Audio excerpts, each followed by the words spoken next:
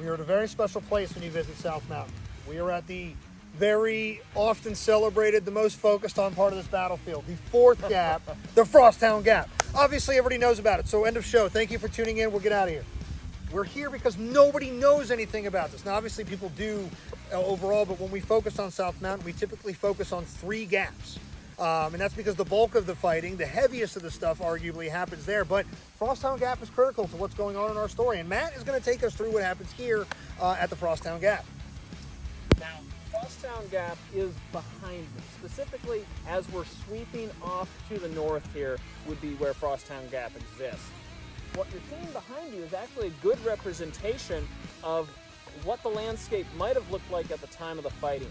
A very dramatic rise up towards the top of South Mountain, and if you look amongst the trees, you can actually still see many of the open pastures that would have existed at that time. Again, the east face of South Mountain is very, very open in 1862. A lot of pasture, a lot of fields, and a lot of walls.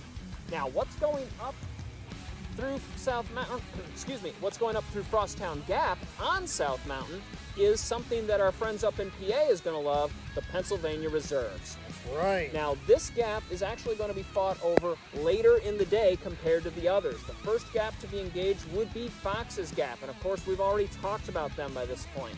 But here at Frosttown Gap, this is going to become part of the story, if you will, around 3 p.m. George Gordon Meade's division of Pennsylvania Reserves, 3 brigades, is told to get out to Bolivar, just a little to the south of us, and move down the road here in our front. He literally says, get out there. Like, get out there, guys, go. Now, behind you, the viewers, is actually, and we're on the very edges of it, is the Mount Tabor Lutheran Cemetery. The church that was here, the Mount Tabor Lutheran Church, is long gone. There's no evidence of it left. In fact, it's probably under one of the modern houses near. And this is going to be Hooker's headquarters during the fighting here at South Mountain. Now, George Gordon Meade's division is going to arrive pretty much along the road around 3 o'clock in the afternoon, and they're going to go right up the mountain.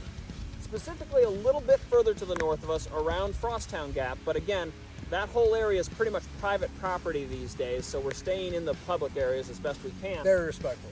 Trying to.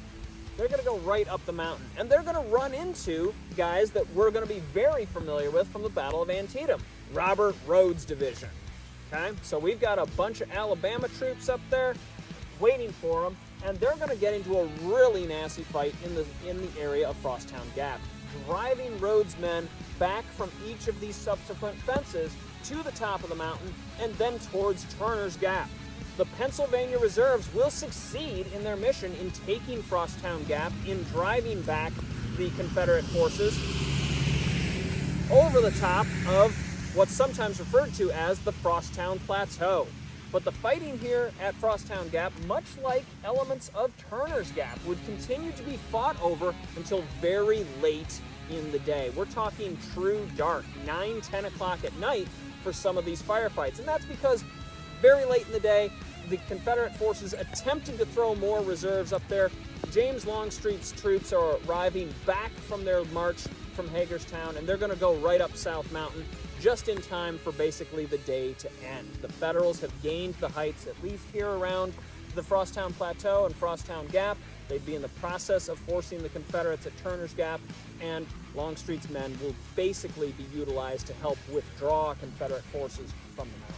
Now, we know a lot of you out there have a big one for the Pennsylvania Reserves. Woo! We have something special coming up for you with them when we get to the battlefield at Antietam itself. We also have something special for you in podcast land coming up, so keep your eyes and ears peeled. Keep your eyes peeled.